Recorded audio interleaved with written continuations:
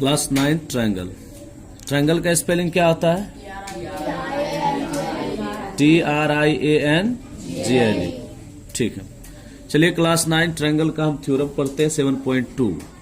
एक समद्विबाहु त्रिभुज की बराबर भुजाओं के सम्मुख कोण बराबर होते हैं। एक समद्विबाहु त्रिभुज हमने मान लिया ABC। इसमें इस थ्योरम में कहा गया है कि एक समद्विबाहु त्रिभुज की बराबर भुजा, अगर समद्विबाहु त्रिभुज की दोनों भुजा AB और AC यदि दो भुजाएं बराबर हो तो क्या इस AB भुजा के जो सामने वाला कोण है C और AC के भुजा के सामने वाला कोण जो है B, क्या ये बराबर होते हैं? तो चलिए हम इसको सिद्ध करते हैं। पहले हम मान लेंगे, माना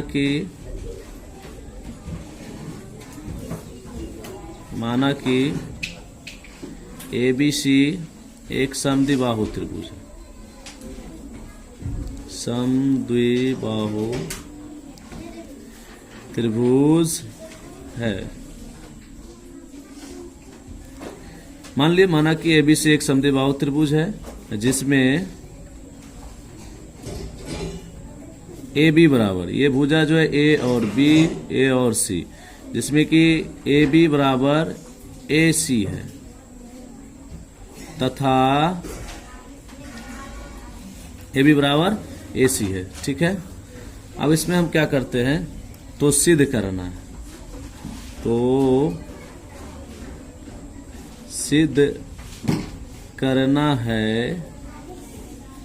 सिद्ध करना है कि AB जो है, ये AB इस भुजा का जो सम्मुख कोण है C है और AC भुजा का जो सम्मुख कोण B है। तो सिद्ध करके हमको दिखाइए कि क्या इसके सम्मुख कोण भी बराबर होते हैं। तो चलिए एक हम रचना कर लेते हैं। रचना में क्या करेंगे कि ये जो ABC है, हम BC भुजा BC पर जो है लंब डालेंगे AD। क्या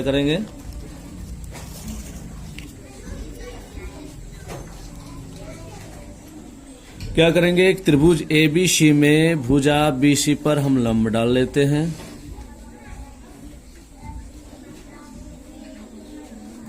हमने क्या किया कि भुजा BC पर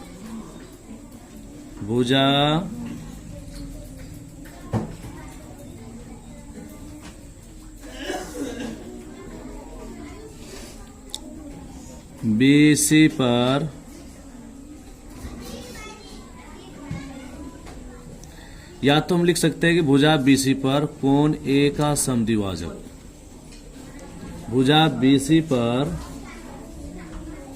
कोण A का समद्विभाजक, कोण A का समद्विभाजक बिंदु D है। देखिए, हम ऐसे भी मान सकते हैं कि भुजा BC पर जो है ये जो कोण A है, कोण A का समद्विभाजक बिंदु D है। ठीक है, अगर कोण A को दो बराबर भागों में बांटता है, यानी कि एंगल BAD, एंगल DAC, ये दोनों कोण जो होंगे बराबर होंगे। तो चलिए प्रूफ में चलते हैं। प्रूफ में चलेंगे तो हमको सिद्ध करना है ये कोण, और इसमें ध्यान देने वाली बात यह है कि ये कोण जो है त्रिभुज ABD, त्रिभुज ACB, जब इस दोनों त्रिभुज को, इस त्रिभुज को सर्वांगसम कर लेंगे तो सर्वांगसम में क्या होता है, यदि दो त्रिभुज सर्वांगसम होते हैं तो उसकी संगत भुजा और संगत कोण एक दूसरे त्रिभुज के क्या होते हैं, बराबर होते हैं। तो यहां से क्या होगा कि यदि ABD त्रिभुज ACD को सर्वांगसम कर लेंगे तो ये जो एंगल B है, एंगल C है, इस त्रिभुज का एंगल B और इस त्रिभुज का एंगल C दोनों क्या होंगे, बराबर होंगे। तो चलिए चलते हैं त्रिभुज ABD तथा त्रिभुज ACD में ध्यान दीजिएगा कि ये जो है कोण BAD, कोण CAD, ये क्या है, समद्विभाजक है। कोण A का क्या है, समद्विभाजक है। ये रचना से है तो हम लिख सकते हैं पहले AB बराबर AC, ये दो भुजा है, ये भुजा बराबर दिया गया है तो AB बराबर AC यहाँ लिखेंगे, दिया है। क्या लिखेंगे, दिया है। दूसरा हम लिखेंगे, देखते हैं, दूसरा लिखेंगे अब ये कोण, angle B A D equal angle C A D. तो यहां हम लिख सकते हैं रचना से। क्या लिख सकते हैं? रचना से, या आप लिखिएगा कि कोण ए का समद्विभाजक। आप ये भी लिख सकते थे कोण ए का समद्विभाजक, या तो आप लिख सकते हैं रचना से। अब देखिए ये भुजा जो है ए डी, यहां से यहां तक की जो भुजा है ये कॉमन है, तो आप यहां लिखेंगे ए डी बराबर ए डी। क्या लिखेंगे? यहां कॉमन लिखेंगे। क्या लिखेंगे? कॉमन। क्योंकि ये दोनों भुजा जो है, ये भुजा जो है इस दोनों त्रिभुज के लिए, त्रिभुज ए बी डी, त्रिभुज ए सी डी, दोनों के लिए कॉमन है, इसलिए कॉमन।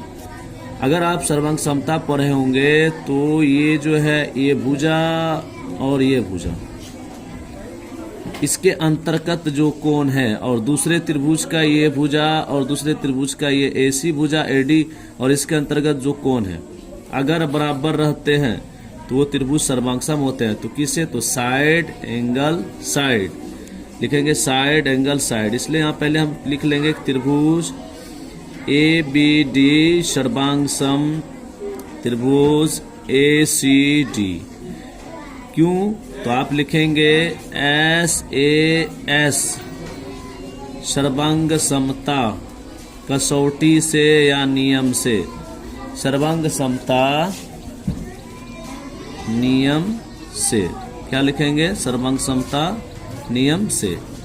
अगर ये त्रिभुज आपका सर्वांगसम हो गया तो आप जो है ये कोण इस कोण के बराबर होगा और ये कोण इस कोण के बराबर होगा।